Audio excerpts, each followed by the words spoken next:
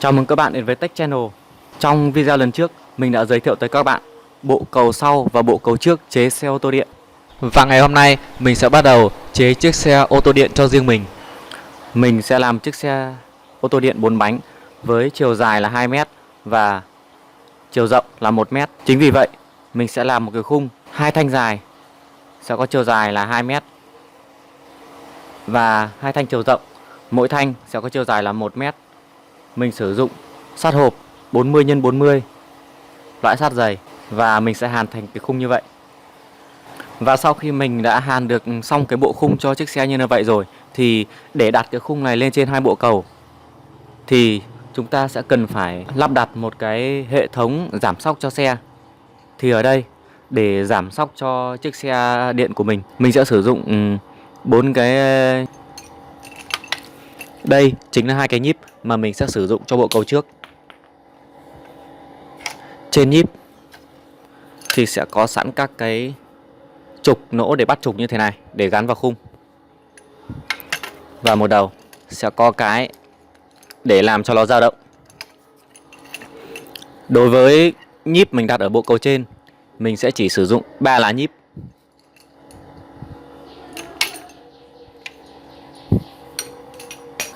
Đó sẽ là hai lá nhíp đặt ở cầu trên. Và tiếp theo ở đây mình có đó chính là hai bộ nhíp lá. Mỗi một nhíp sẽ có 4 lá. Cứng hơn và mình sẽ để ở cầu sau, do ở đằng sau sẽ chịu tải trọng lớn hơn. Đó, cũng như vậy. Đó, và nhíp sẽ được bắt vào khung, sẽ được hàn vào khung giống như vậy. Tuy nhiên, nhíp có tính đàn hồi nên không thể hàn cố định được, mà chúng ta sẽ phải làm những cái trục để nó có thể xoay và dao động. Và đối với cái nhíp này, ở phần trên này, mình sẽ cắt một cái ống típ phi 27 và mình sẽ hàn cố định vào đây. Và nó sẽ được luồn vào trong này. Và nó sẽ có thể dao động như vậy.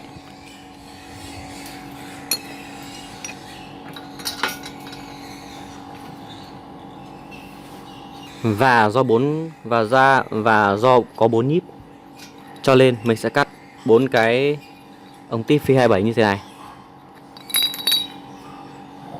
Và đối với phần còn lại của nhíp, phần này sẽ được giữ cố định để nó có thể xoay như thế này. Thì mình sẽ sử dụng một cái hình chữ U như vậy. Con ốc này sẽ được bắt xuyên qua đây, được bắt vào như thế này.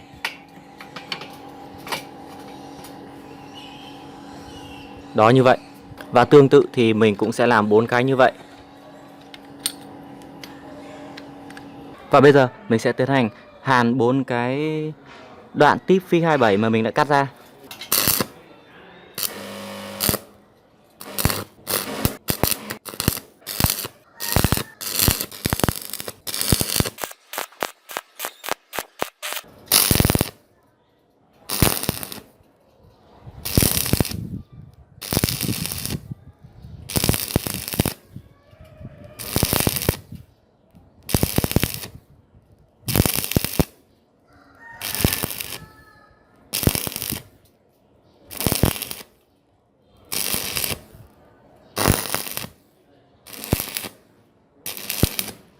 Và bây giờ sẽ là cái tiếp thứ hai.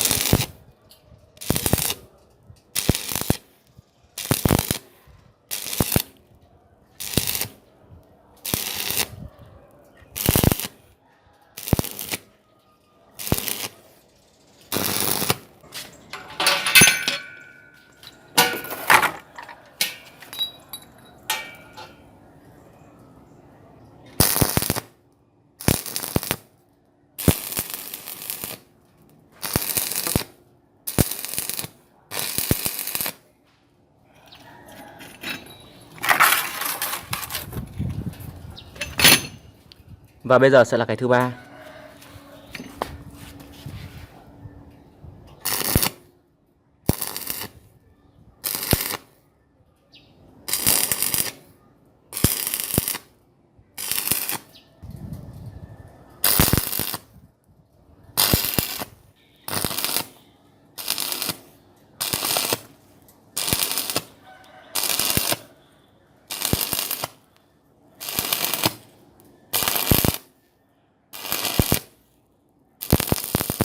Và bây giờ sẽ là cái thứ tư.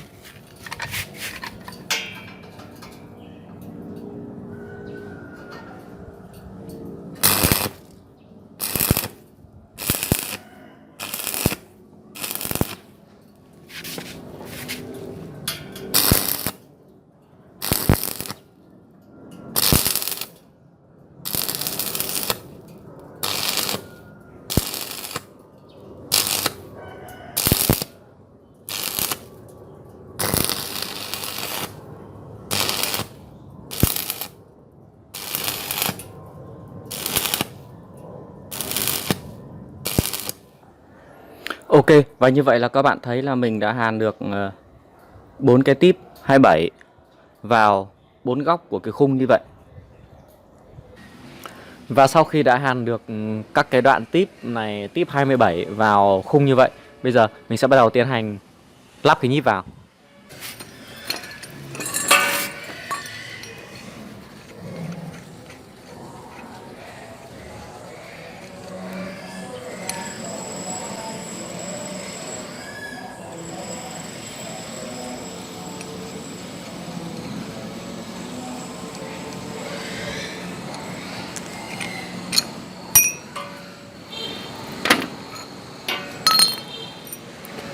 Đối với cái trục nhựa này, mình sẽ đóng nó vào bên trong típ phi 27.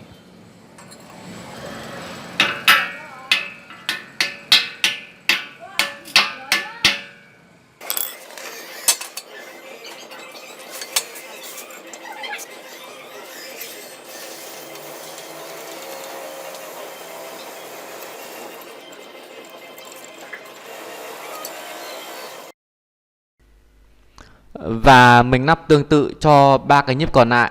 Và như vậy là mình đã lắp được 4 cái nhíp lên cái khung xe ban đầu như vậy.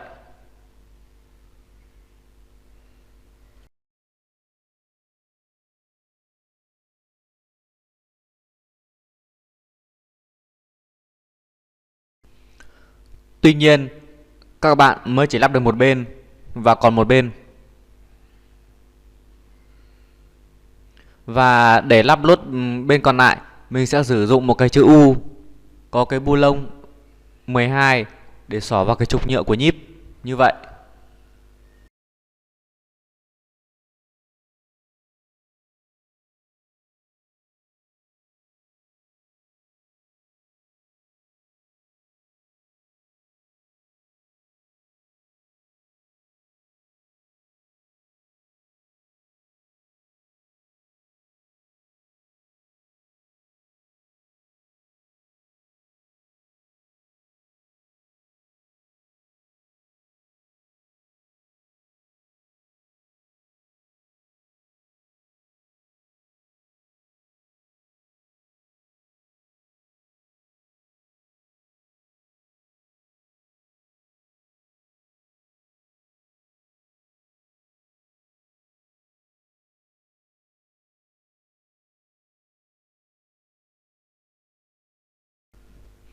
Và sau một thời gian dài vặn những con ốc này thì mình đã lắp xong một bên.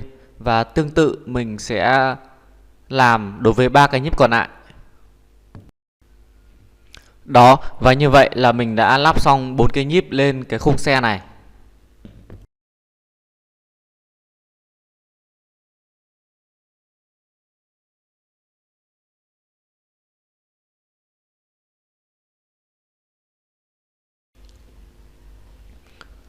Như vậy là sau khi hàn xong khung và lắp nhíp cho chiếc khung này thì mình tiến hành lắp đặt bộ cầu trước và bộ cầu sau lên cái khung này. Bộ cầu trước và bộ cầu sau sẽ được gắn vào 4 ná nhíp. Và ở đây động cơ mình cũng đã gắn vào cầu.